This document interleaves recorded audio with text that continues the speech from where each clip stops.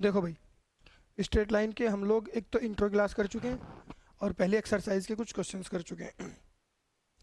6 सवाल कर चुके हैं पहले एक्सरसाइज के। आज हम लोग आ जाते हैं क्वेश्चन नंबर 7 पर। Find the slope of line.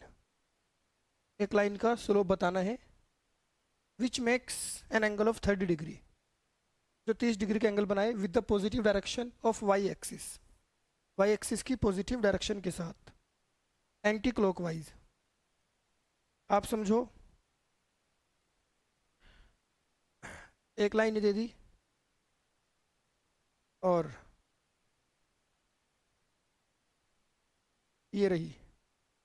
एक लाइन है जो वाई एक्सिस की पॉजिटिव डायरेक्शन के साथ कितना डिग्री का एंगल बना रही है? 30 डिग्री का एंगल। लो भाई, हो गया 30 डिग्री का। इसके साथ 30 डिग्री। हमसे इसका स्लोप पूछा है। हम जानते हैं स्लोप ऑफ लाइन क्या होता है, टेन थीटा। और थीटा क्या होता है?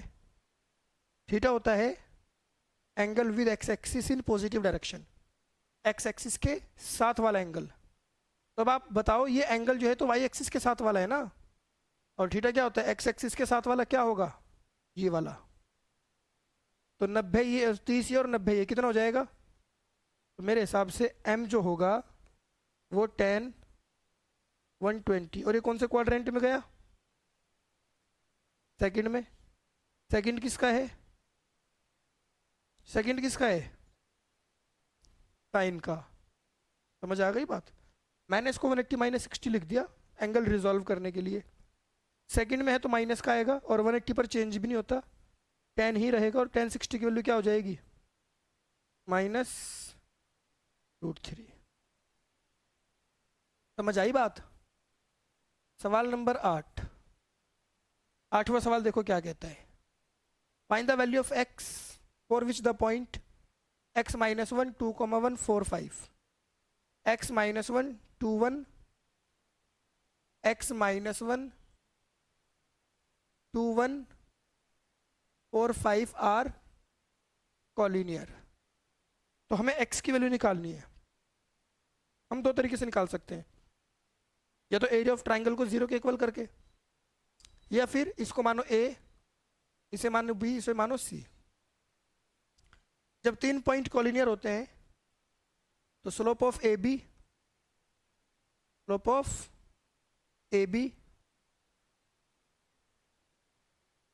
बराबर होगा स्लोप ऑफ बी सी के। ए बी का स्लोप किसके बराबर होगा? बी सी के। निकाल लो स्लोप। स्लोप कैसे निकलता है? सीधा सीधा बोलता हूँ मैं, y2 minus y1, y2 minus और x2 माइनस बराबर y2 माइनस y1 और x2 माइनस x1। तो ये हो जाएगा 2/2 माइनस x 4/2। 2 से कट जाएगा, 2 से कट जाएगा, कितना रह जाएगा? तो 2 माइनस एक्स बराबर कितना हो गया? 1। इसे धर लाओ, इसे धर ले जाओ, 2 में से घटेगा कितना आएगा? 1। लो जी, x की वैल्यू कितनी आ गई? 1। ये तीनों पॉइंट कॉलिनियर होंगे अगर x की वैल्यू क्या होगी? 1 होगी। क्लियर है? Next question number 9। आप लोगों के पास बुक तो होगी ना पुरानी वाली, सभी के पास? तो मैं केवल वही क्वेश्चन, सॉरी नई वाली, मैं केवल वही क्वेश्चंस कराऊंगा जो अब हमारे सिलेबस में है। क्वेश्चन नंबर 9 देखो, 9th क्वेश्चन क्या कहता है। 9th क्वेश्चन का कहना है without using distance formula, distance फार्मूले का यूज नहीं करना। Show that the points -2 -1 4 0। लिखो -2 -1 -2 -1 4 0, फिर 3 3 -3 2 3 3 are the vertices of a parallelogram. ये एक पैरेललोग्राम के वर्टिसेस हैं। किसके वर्टिसेस हैं? लो जी, ये मैंने एक पैरेललोग्राम बनाया है, यहाँ पर वर्टिसेस लिख दिया -2 -1, नाम भी लिख दो ए, बी हो गया 4 0, सी हो गया 3,3 और डी क्या हो जाएगा? तो इसने कहा विदाउट यूजिंग डिस्टेंस फॉर्मूला। तो मैंने कहा कि अगर डिस्टेंस फॉर्मूले का इस्तेमाल करने की अनुमति होती, परमिशन होती, तो पता है मैं क्या करता? मैं ए बी का डिस्टेंस निकालता और सी डी का निकालता। ये दोनों डिस्टेंस क्या हो जाते? इक्वल। फिर मैं क्या करता? इसके बाद मैं ए डी का डिस्टेंस निकालता और बी सी का डिस्टेंस निकालता। ये भी क्या हो जाते? इक्वल। अपोजिट साइड्स के डिस्टेंस इक्वल हो जाते तो मैं कह देता कि पैरेललोग्राम है। बट इसने मना कर दिया। इसने क्या कह दिया कि डिस्टेंस फॉर्मूले का यूज़ नहीं करना। तो अब मैं बिना डिस्टेंस फॉर्मूले का यूज़ किए इस सवाल को कर दूंगा। कैसे भाई? मैं निकालूंगा slope of A B, slope of A B. उसके बाद निकालूंगा स्लोप ऑफ सी डी। एक तो स्लोप ऑफ ए बी निकालूंगा और एक स्लोप ऑफ, निकाल सकते हो या नहीं? और अगर दोनों स्लोप बराबर आ गए तो मैं कह दूंगा ए बी पैरेलल है किसके? सी डी के। ए बी पैरेलल है किसके? सी डी के। फिर इसके बाद स्लोप ऑफ क्या निकालूंगा? ए डी और स्लोप ऑफ बी सी। और अगर दोनों बराबर आ गए तो मैं बोल दूंगा A D is parallel to B C. देखो भाई मैंने सवाल की हिंट दी बस कि आपको स्लोप निकालना है। अब मैं स्लोप निकाल के नहीं दिखाऊंगा क्योंकि स्लोप निकालना आपको आता ही है। y2 minus Y one upon x2 minus x1। ये कब है? जब हमें दो पासिंग पॉइंट दे रखे हो। अगर एंगल दे रखा हो तो tan थीटा होता है ना? तो मैं बोलूंगा because A B parallel to C D and A D parallel to B C, therefore A B C D is a parallelogram. A B C D क्या है? पैरेललोग्राम है। कोई दिक्कत तो नहीं भाई? ठीक है। क्वेश्चन नंबर 10 देखो। 10वां सवाल क्या कहता है? 10वें सवाल का कहना है find the angle between the x axis and the line joining the points 3 - 1 4 - 2। लो भाई,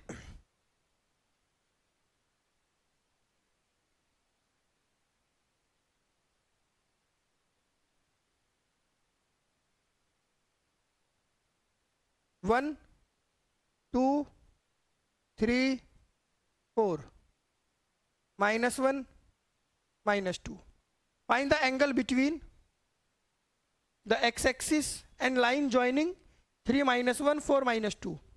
3 - 1 ये हो जाएगा, 4 - 2 ये हो जाएगा। इन दोनों को मिला लो। मिला दूं? लो जी, ये मैंने मिला दिया ऐसे। अब इस लाइन ने एक्स एक्सिस के साथ कितने डिग्री का एंगल बनाया है ये पूछा है। मेरे पास इसके दो पॉइंट भी दे रखे हैं। मैंने कहा इसने थीटा एंगल बनाया। क्या बनाया? तो इसका स्लोप क्या होगा? tan theta. स्लोप क्या होगा? लेकिन मैं इसी स्लोप को दूसरे ढंग से भी निकाल सकता हूं।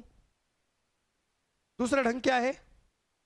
ये पॉइंट है 3, -1 और ये पॉइंट है 4, -2।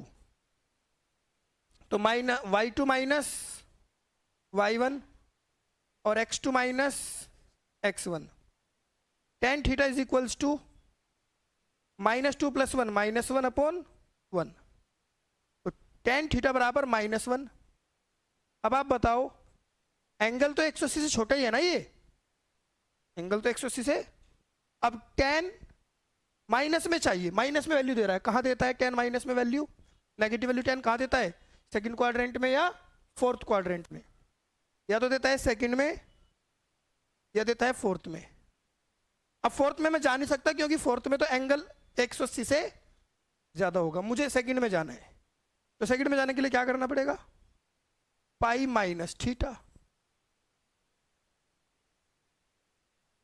भाई सेकंड में मैं दो तरीके से जा सकता हूं, पाई माइनस थीटा या π/2 + थीटा। लेकिन मैं π/2 + थीटा का यूज नहीं करूंगा क्योंकि इस पर चेंज हो जाता है। ट्रिग्नोमेट्रिक जो मेरा टर्म है वो चेंज हो जाता है। π/2 पर 3π/2 पर tan होता तो क्या बन जाता? कोट। क्या बन जाता? कोट। इसीलिए जब भी मुझे कोई भी एंगल निकालना हो किसी भी क्वाड्रेंट का, तो मैं पाई का यूज़ करता हूँ। इसमें आऊँ पाई माइनस थीटा, थर्ड में पाई प्लस थीटा, फोर्थ में 2 पाई माइनस थीटा, क्योंकि मुझे पता है पाई पर और 2 पाई पर कोई चेंज नहीं आता। अब tan की वैल्यू -1 चाहिए, सेकंड क्वाड्रेंट में जाना है, तो पाई माइनस थीटा मतलब tan नॉर्मली 1 कब होता है? आप कहोगे नॉर्मली tan पाई/4 पर होता है 1, तो थीटा कितना हो जाएगा? 3 पाई/4 या 135 डिग्री भी कह सकते हो। कितना डिग्री कह सकते हो? 135। सवाल नंबर 11 क्या कहता है? The slope of A line is double of the slope of another line. एक लाइन का स्लोप दूसरी लाइन के स्लोप का डबल है। If tangent of the angle, tangent of angle का मतलब होता है tan theta. Tangent of the angle का मतलब, if tangent of the angle is 1/3, मतलब tan थीटा क्या है? 1/3। Find the slope of lines. तो late slope of first line, पहली लाइन का स्लोप क्या मान लूं? m। Slope of second line ये क्या मान लूं? 2m। यही तो बात बताई इसने। Slope of A line is double of the slope of another line. एक लाइन का स्लोप दूसरी लाइन के स्लोप का डबल है। और tan थीटा क्या है? 1/3। टेंजेंट ऑफ एंगल क्या है? 1/3। अब आप लोगों को तो ये बात पता ही है कि tan थीटा बराबर क्या होता है? m2 minus upon 1 plus m1 into m2। tan theta की वैल्यू क्या है? 1/3। m2 क्या है? 2m। m1 क्या है? m। 1 plus 2m into m। अब जब मैं इस मोड को हटाऊंगा तो यहां पर प्लस माइनस का निशान आएगा ऐसे, प्लस माइनस 1/3, और 2m में से m घटेगा, m आएगा, और 1 प्लस 2m स्क्वायर आएगा। कोई दिक्कत तो नहीं? अब हम क्या करेंगे? m upon 2m square plus 1, इसके साथ एक बार 1/3 लेंगे, और m upon 2m square plus 1 एक बार -1/3 लेंगे। है भाई? अब आप सोचो, क्रॉस मल्टीप्लाई कर लो। 2m स्क्वायर प्लस 1 की 1 में कर दो और 3 की m में कर दो। 2m square minus 3m plus 1 equals to 0। अब देखो, 2 एकम 2, स्प्लिट करो मिडिल टर्म को, -2m माइनस m प्लस 1 बराबर 0। इन दोनों में से 2m कॉमन ले लो, m माइनस 1 बचेगा, -1 कॉमन ले लो, m माइनस 1 बचेगा। ठीक है भाई? अभी बन गया आपका 2m माइनस 1, m माइनस 1 बराबर 0। अलग अलग कर लो, 2m माइनस 1 बराबर 0, m माइनस 1 बराबर 0, है ना? अभी मैंने केवल ये वाली इक्वेशन सॉल्व की है। m की वैल्यू कितनी आएगी? 1/2, और m की वैल्यू कितनी आएगी? 1। बिल्कुल सही बोला। अभी सिर्फ एक इक्वेशन सॉल्व हुई है।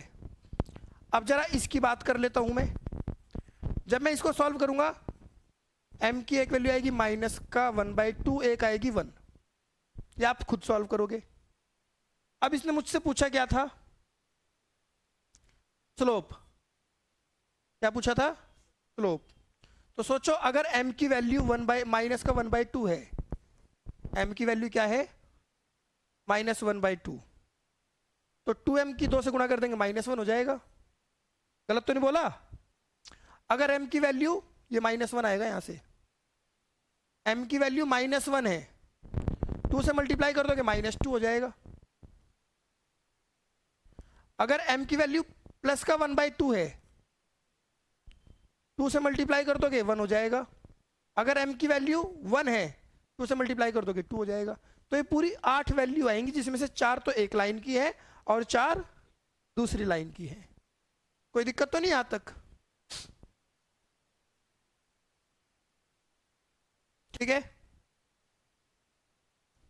Next question number 12। ये आखिरी सवाल है इस एक्सरसाइज का, बाकी के 2 सवाल सिलेबस में नहीं है। ठीक है भाई। A line passes through x1 y1 and h k. एक लाइन x1 y1 से पास हो रही है और एच के से। स्लोप m दे रखा है। स्लोप क्या दे रखा है? m। तो इसने हमें पासिंग पॉइंट क्या दे रखे हैं? x1 y1 एच के, और स्लोप क्या है? स्लोप है m। ठीक है भाई। तो स्लोप निकलता कैसे है? y2 minus y1 k minus y1 x2 minus x1 h minus x1 बराबर m। k minus y1 m h minus x1। बस भाई यही प्रूव करना था। देखो, करना था ना प्रूव, इसकी कहानी खत्म।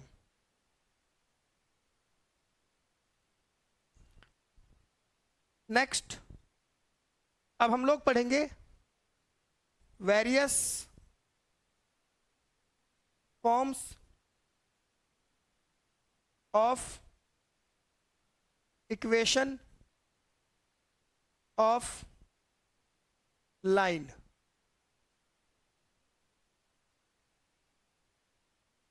सबसे पहले horizontal line. Horizontal line, horizontal line नाम से पता चल रहा है जो लेटी हुई लाइन होती है ना। ये हॉरिजॉन्टल लाइन है, ये वाई एक्सिस को काटेगी, एक्स को नहीं काटेगी। मान लो इसने वाई को यहां काटा, वाई बराबर किस पर? ए पर। ए कुछ भी हो सकता है, ऊपर भी, नीचे भी, प्लस का भी, माइनस का भी, कुछ भी हो सकता है। दूसरा है vertical line. Vertical line, vertical line किसे काटेगी? तो ये x की वैल्यू क्या हो सकती है? b। इधर भी हो सकता है, इधर भी हो सकता है। तो b कैसा भी हो सकता है, प्लस b या माइनस b। फिर मैंने कहा इक्वेशन ऑफ x एक्सिस। किसकी इक्वेशन? x एक्सिस की। ये है x एक्सिस। तो x एक्सिस पर y तो कुछ होना ही नहीं, तो x एक्सिस की इक्वेशन क्या होगी? y0। और इक्वेशन ऑफ y एक्सिस, इस पर क्या होगा? x0। इसे बोलेंगे इक्वेशन ऑफ y एक्सिस। कहानी समझ में आ गई? इक्वेशन ऑफ x एक्सिस पूछेगा तो ये लिखना, इक्वेशन ऑफ y एक्सिस पूछेगा तो ये लिखना। ठीक है भाई। इसके बाद सेकंड पॉइंट स्लोप फॉर्म। हमें एक लाइन की इक्वेशन चाहिए, हमें एक लाइन की, और उसमें हमें देखो पता चल भी रहा है क्या क्या दे रखा है। एक तो पॉइंट दे रखा है, और एक, मान लो एक लाइन है, इसका हमने एक पॉइंट दे दिया x1 और y1, और इसका स्लोप क्या दे दिया? स्लोप क्या दिया? m। अब आप सोचो कि जब भी हम कोई इक्वेशन बनाते हैं, ऐसी कौन सी चीज है जो हर इक्वेशन में पाई जाती है, जिसके बिना इक्वेशन बन ही नहीं सकती? ऐसी कौन सी चीज है?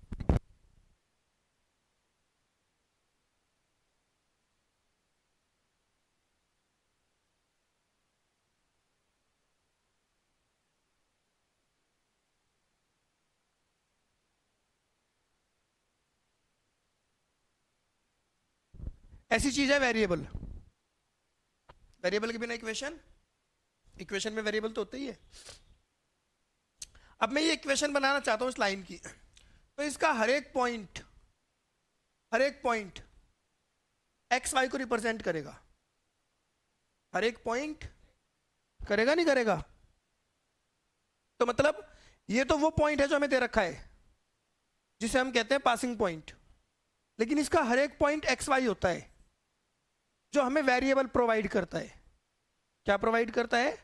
एक्स वाई वेरिएबल है, मतलब एक्स वाई कोई भी पॉइंट हो सकता है। तो इक्वेशन कैसे बनेगी? y minus Y one upon x minus x one बराबर m। y minus Y one is equals to m x minus, ये हो गई इक्वेशन ऑफ लाइन।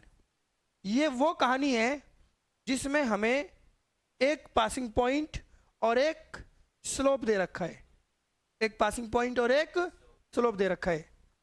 और अगर मान लो हमें दिया होता टू पॉइंट फॉर्म, हमें 2 पॉइंट दे रखे हैं बस,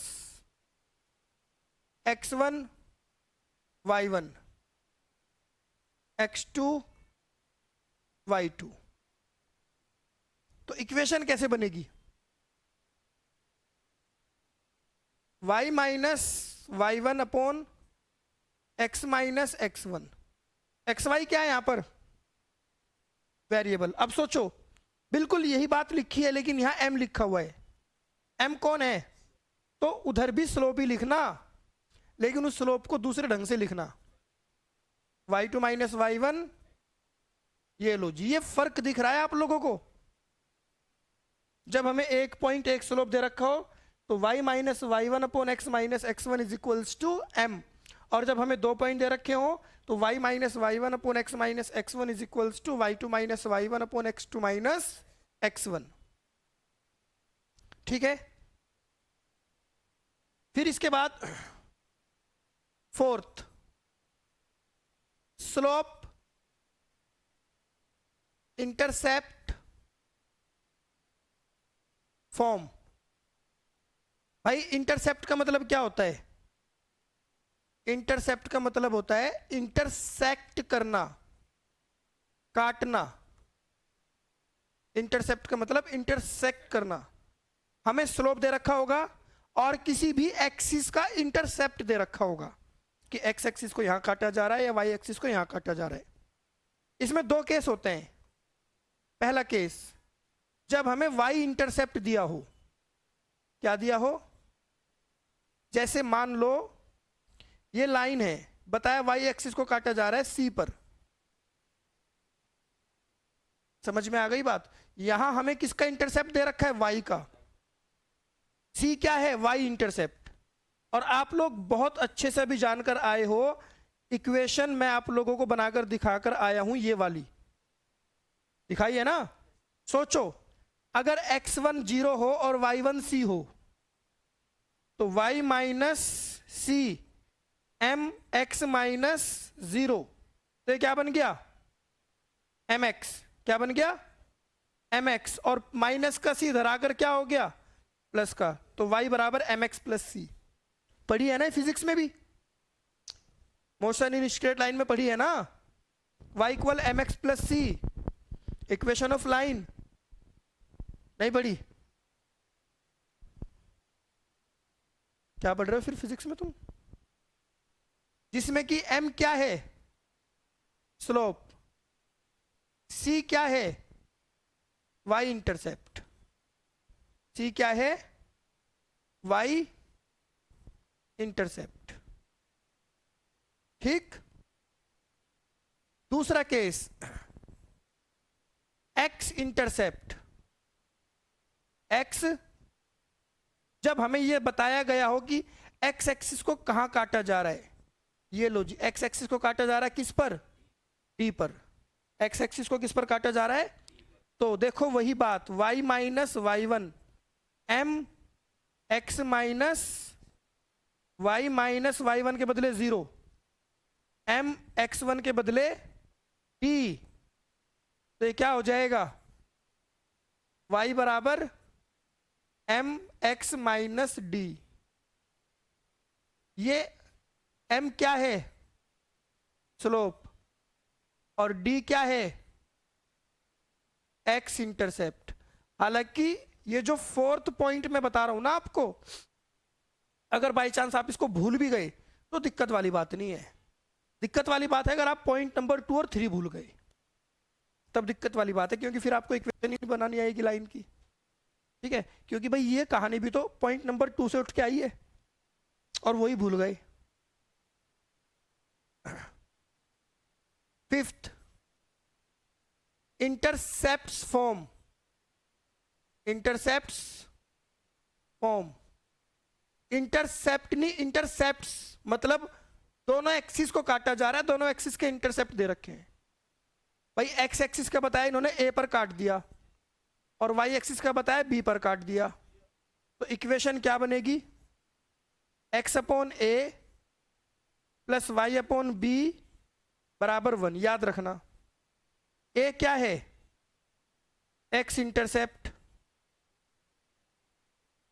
और बी क्या है? Y intercept. जरा मैं आपको ये बना के भी दिखा दूं कैसे बनती है।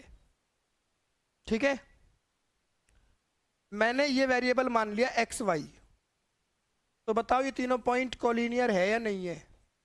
हैंगे। तो बताओ स्लोप ऑफ ए बी बराबर स्लोप ऑफ बी सी होगा या नहीं होगा? है ना? ए बी का slope y2 minus Y one, zero minus B, x2 minus x one, A minus zero. B C का slope y2 minus Y one, x2 minus x one, एन जी, x minus A, minus B upon A, Y upon x minus A. Multiply करो A Y, इसकी भी करो, minus का B X plus का A B, इधर लाओ, ये बी एक्स हो गया, ए वाई, उधर कौन बचा? A B. ए बी को नीचे ले आओ, B X plus A Y upon A B, उधर क्या बचा? 1। क्या मैं इस ए बी को दोनों के नीचे अलग अलग कर सकता हूं या ना करूं?